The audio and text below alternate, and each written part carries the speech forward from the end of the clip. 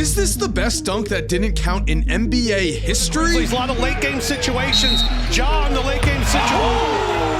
I mean, it didn't count, but wow, did he just put it on his head? A tomahawk dunk on Defensive Player of the Year favorite 7'4" Victor Wembanyama is a statement. It's also a symbol for this whole season. The Memphis Grizzlies are not only back as a high-level playoff team, they have the chance to become a top-tier playoff contender for years to come. As after a 27-win season last year, after a 25-game Ja Morant suspension, Memphis is now 32-16 and third in the Western Conference with the 6th youngest roster in the NBA. And what if I were to tell you that they are winning in a way that is completely different from what everyone else is doing? So what's up, Mike here, and today we are actually looking at two NBA redemption stories, the Memphis Grizzlies with Ja Morant and the New York Knicks with Karl Anthony Towns. What is the secret to the Memphis Grizzlies' success? In this new three-ball era, Memphis is only 19th in three-point rate as a team, but get this, they are first in pace, looking to run whenever they can, as they are also second in the league in field goal attempts, first in field goals made, second in assists, and first in points per game. They crash the boards hard. They're first in overall rebounds as a team and also second in offensive rebounds, and their offense is very unconventional for the modern NBA. They rank dead last in the NBA in pick and roll frequency, scoring just 8.1 points per game out of pick and roll situations, but they rank first in both transition frequency and transition points per game, meaning they are running and gunning. Now, this stat has only been kept on NBA.com since 2016, but in those 10 seasons, Memphis ranks first out of any team in transition points scored, and what's important is that their style of play is working. This team is also not afraid to trash talk and get into anyone's faces.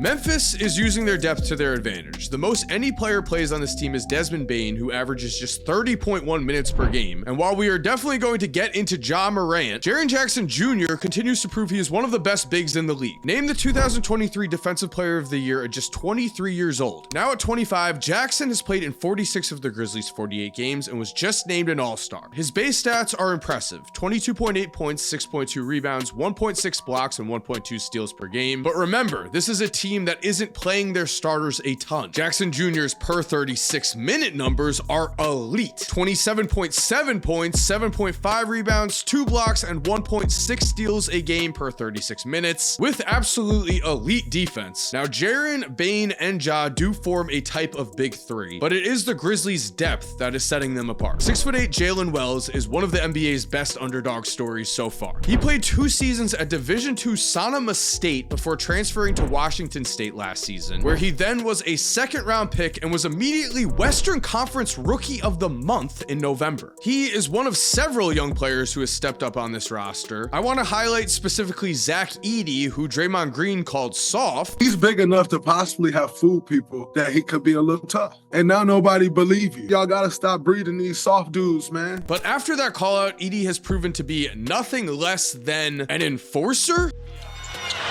Looking it up and out, well defended by Moody, but Draymond and Edey was a hard foul. And Edey and Green lock up. There was a physical battle in the prior possession, and Draymond Green has lost his mind. In a weak draft class, he's more than proven his worth with 9.5 points and 7.3 rebounds per game, and his per 36 minute numbers are awesome. In fact, he ranks 4th in the NBA in offensive rebounds per 36 minutes. He has looked way more mobile than advertised. The question is going to be, can he scale his playing time up? There are a lot of guys I could shout out on this roster, but Scottie Pippen Jr. has also emerged as a defensive menace. He currently ranks 15th in steal percentage while he's averaging 9.6 points and 4.5 assists per game. The Lakers completely gave up on him. Memphis saw his worth and he is producing. But really though, the Grizzlies' long-term success is going to come down to Ja Morant. Ja's off-court drama has been well documented, and he's paid the price in the form of the 8th longest suspension in NBA history, joining a list of some of the most notorious incidences basketball has ever seen. Before he had gotten into any trouble though, Ja was seen as a potential MVP candidate to be. In his 3rd and 4th seasons combined from the ages of just 22 to to 23. Ja averaged 26.8 points,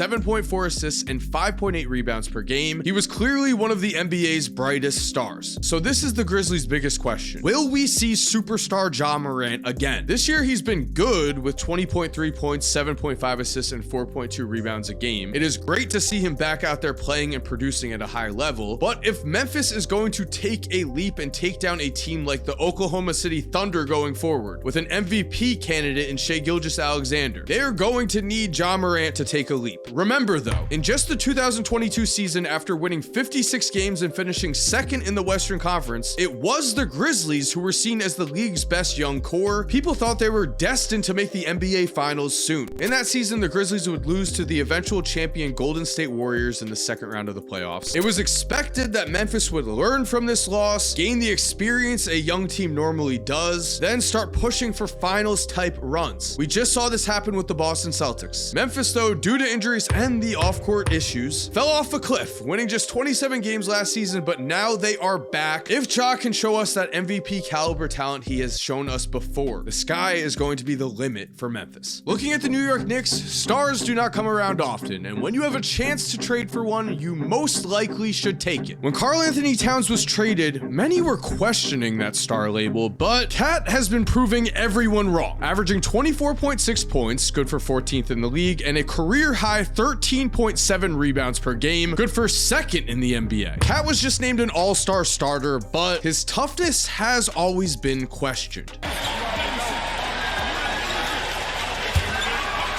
Though at this point, we have to wonder why. He wasn't afraid to directly fight Joel Embiid when given the chance. Blocked on the play. Wow, and look at this. Whoa!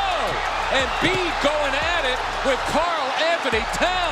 He played on the Dominican Republic national team as a sophomore in high school when he looked fearless against Team USA. I was playing against the Dream Team with Kobe and all of them, and I played them in Vegas, actually. Everyone's in their prime, Bron's in his prime. When I got on the court, how comfortable I felt making behind-the-back passes against the best players in the world, shooting threes. Like, I looked like I was supposed to be felt there. like you belong. And in New York City, a market that breaks people mentally, Cat has continued to prove himself. Shot clock down to 5. Here's Towns from 3. Karl Anthony Towns with the dagger. Towns is a former legitimate generational prospect. In the 2017 and 2018 GM surveys, when asked out of any player, LeBron, Durant, Giannis, anyone, who would you build your team around? Karl Anthony Towns was the pick. In Minnesota, Cat's numbers did drop the last 2 years, but I have the secret right here as to why. Cat plays his best at center. Before Rudy Gobert arrived in 4 years between 2019 and 2022, Cat averaged 24.8 points, 11 rebounds, and 3.8 assists per game on 51.3% shooting. Then in 2023 and 2024, Cat's numbers dipped as he suddenly went from playing 100% of his minutes at center to 65% of his minutes at power forward. The thing is, he not only did not complain, he still was a huge factor on the Minnesota Timberwolves making it to the Western Conference Finals,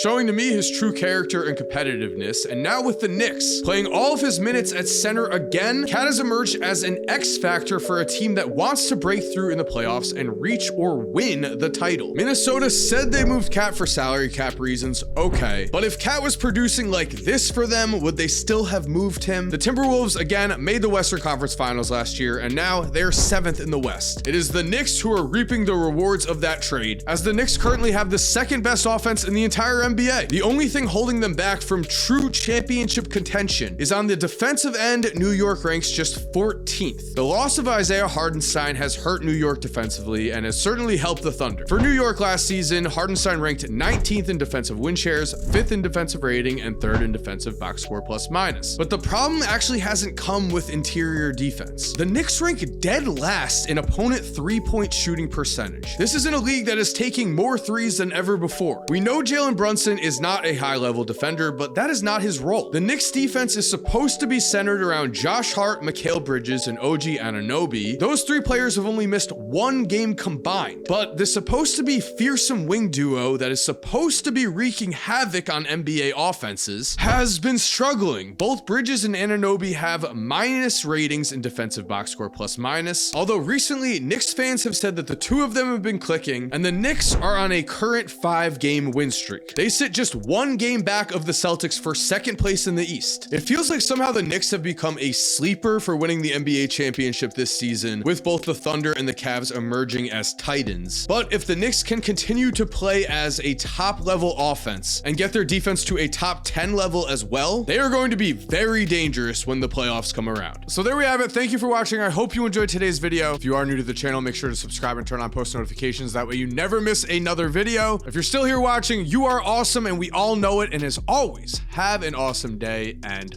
peace.